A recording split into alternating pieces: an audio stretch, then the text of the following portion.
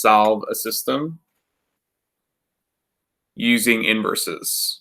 So we're going to solve the system today, and we've solved the system in a few different ways so far. 2x minus 3y equals 4, and x plus 5y is equal to 2.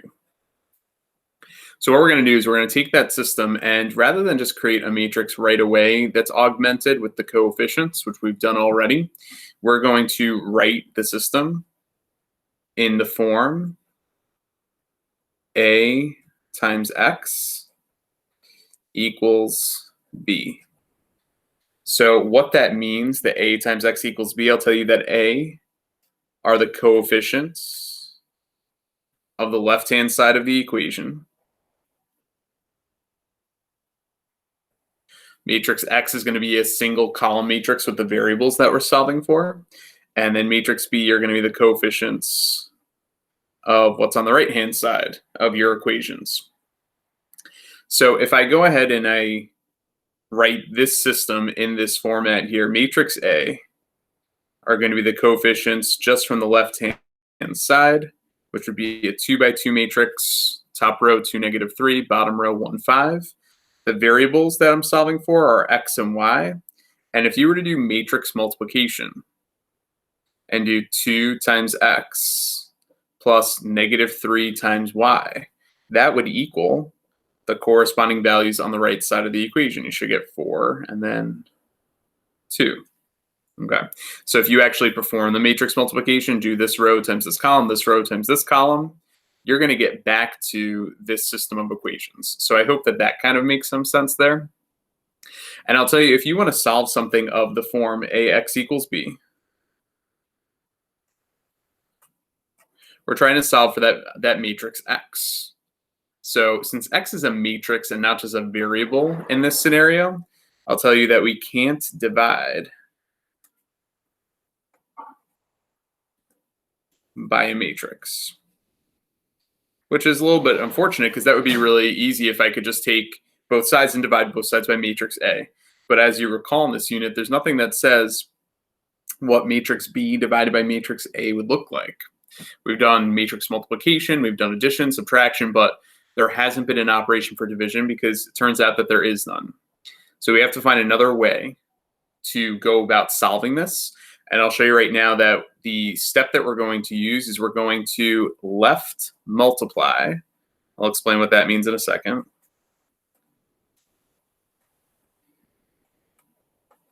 By the inverse of matrix A. So when we say left multiply, what that means is when you write A inverse on both sides, because whatever I do to one side, we have to do the other. Like this.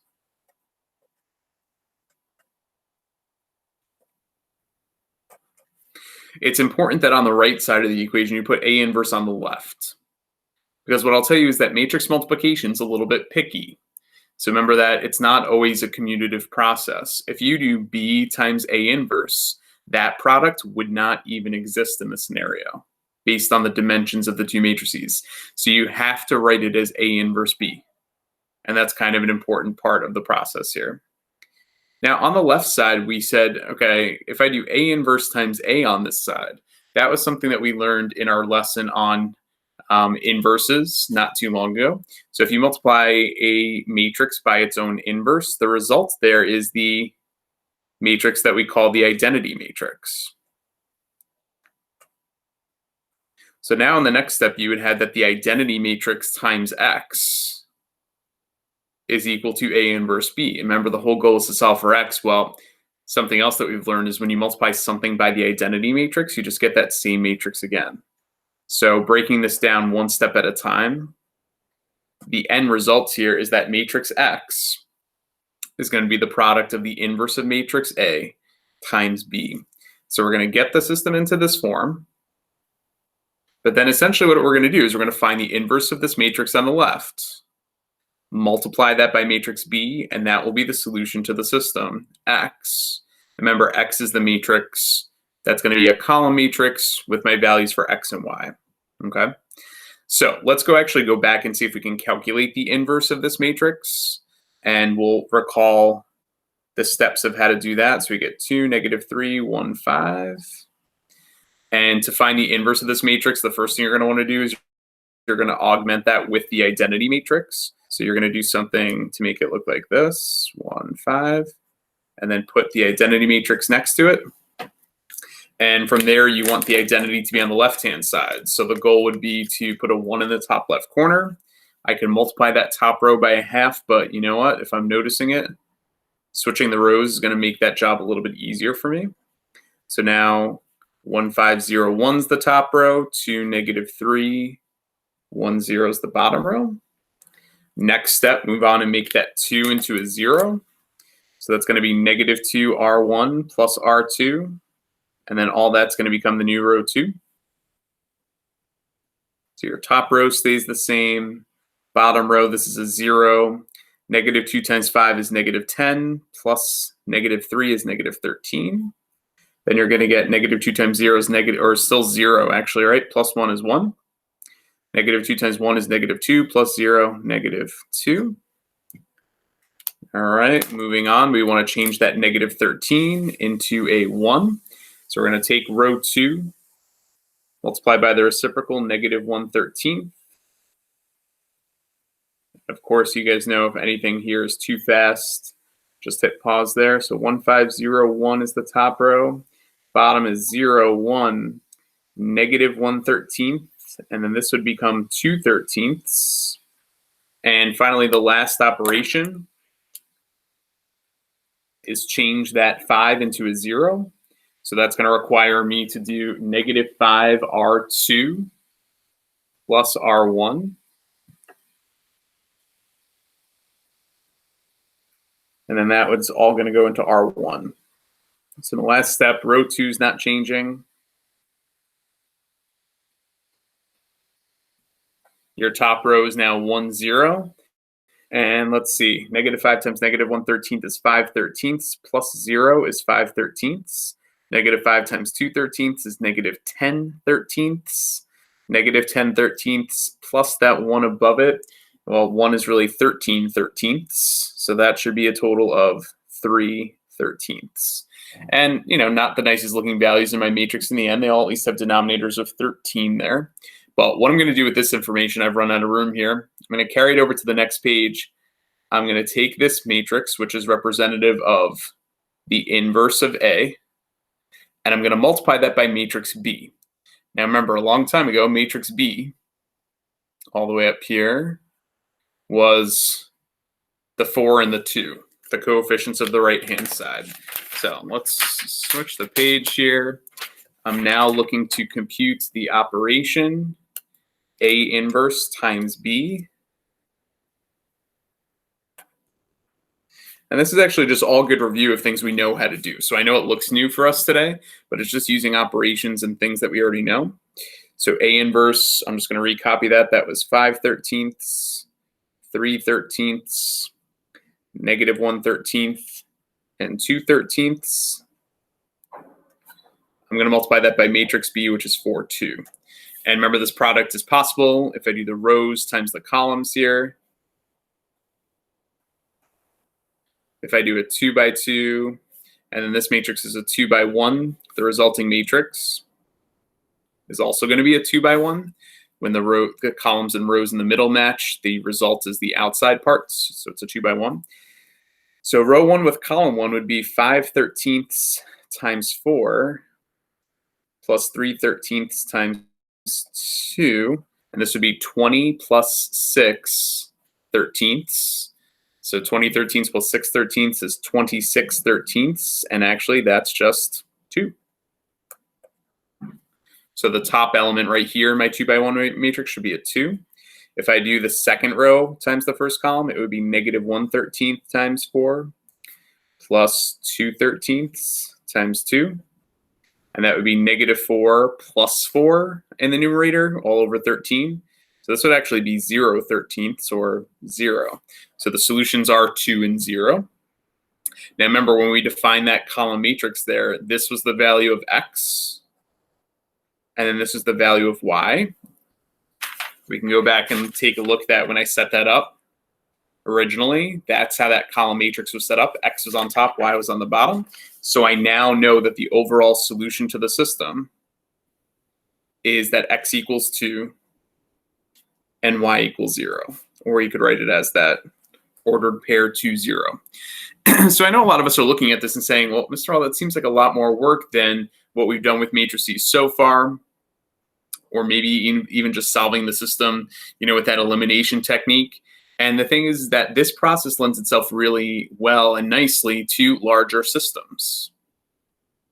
So what I'm going to show you right now is maybe another 2x2 system, how we would solve it using this technique on the calculator.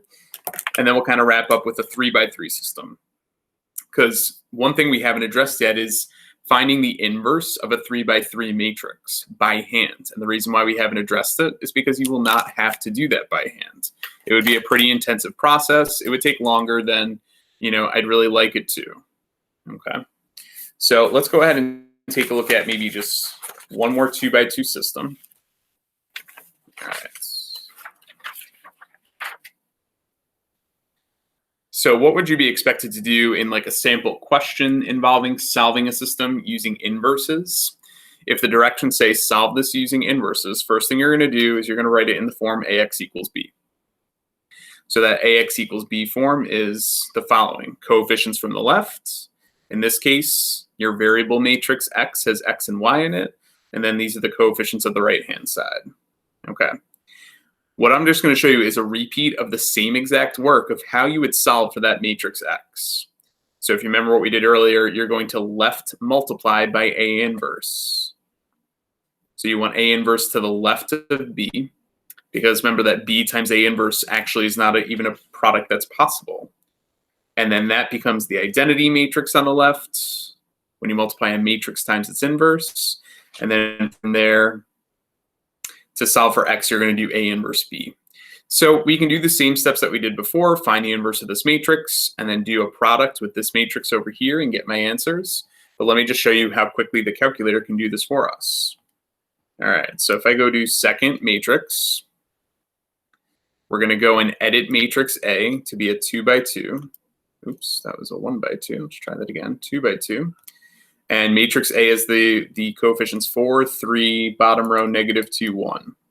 Okay. Remember, once you're done editing a matrix, you have to quit that screen, second mode to quit. All right, then in matrix B, second matrix, go to edit. Matrix B, what I need you to do is type in what matrix B was, that 2x1 matrix, which was 27 and then also -1. Now that you're done editing the matrices, quit that matrix and look how fast this is going to go. I'm going to hit second matrix, choose option A. And remember, what's the operation I'm really trying to compute? A inverse times B. So make sure you do matrix A's inverse. That same button that I hit matrix, right? That X to the -1 key, that's how I got that. Then do second matrix and choose option 2 for matrix B. And A inverse times B is 3, 5. Done. We just solved the system. So any other technique that we were going to use, notice how quickly that calculator can solve it for us. So X equals 3 and Y equals 5. I hope that's the answers I have written down. It sure is. Okay. So definitely practice this process by hand, and then also maybe give it a try by using the calculator to confirm and check your answers here. Last one I'm going to show you is an example of a 3x3 matrix. So if I were you, what I might try, since this looks a little bit different, see if you can write it in that form AX equals B first. Transfer it into that form. Take a second if you want to hit pause and go ahead and do that. Once you've done that, see if it matches what I have. Here's matrix A, here's matrix B. The only difference of what I haven't written here is that matrix X would have X, Y, and Z. It would be a column matrix that has those 3 variables in it. How am I going to solve for X, Y, and Z? I'm going to take the inverse of this and multiply it by B. We don't really have a quick way of solving this yet until right now. So how would I solve something like this? Well, we've seen all the row operations. We can get it into row echelon form and then find Z, back substitute, find Y, back substitute, find X. but the calculator can do this pretty quickly and efficiently for us. So I'm going to go back into second matrix. I'm going to edit A to be a 3x3 now, 3x3 matrix. And the coefficients are 1, 2, 2, -1, -2, 3. I'm kind of fast when I type this stuff in, guys. I've done this once or twice, so if you are a little bit slower, not a big deal. Edit matrix B to be a 3x1, and matrix B is 8, 1, 10. Quit there. And I'll tell you, you can even cheat a little bit here. If you don't want to go type in A inverse B again, hit second enter, and that's the last operation I typed in. Second enter will always bring in the last entry that you typed in. So A inverse B, for now, my new edited matrices give me these values right here. Okay.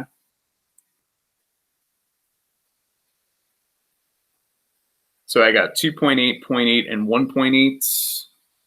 Hopefully that's what you got as well. I'm checking my answers, and embarrassingly enough, I did not get those answers. I don't know if I just rounded my answers to 3, 1, and 2. I should not do that if that's the case. 2.8, 0.8, and 1.8. You can have decimal answers. You can even math frac that to get these answers here if you wanted fractions instead. But I feel like those are the right answers. You can double check my matrix for me.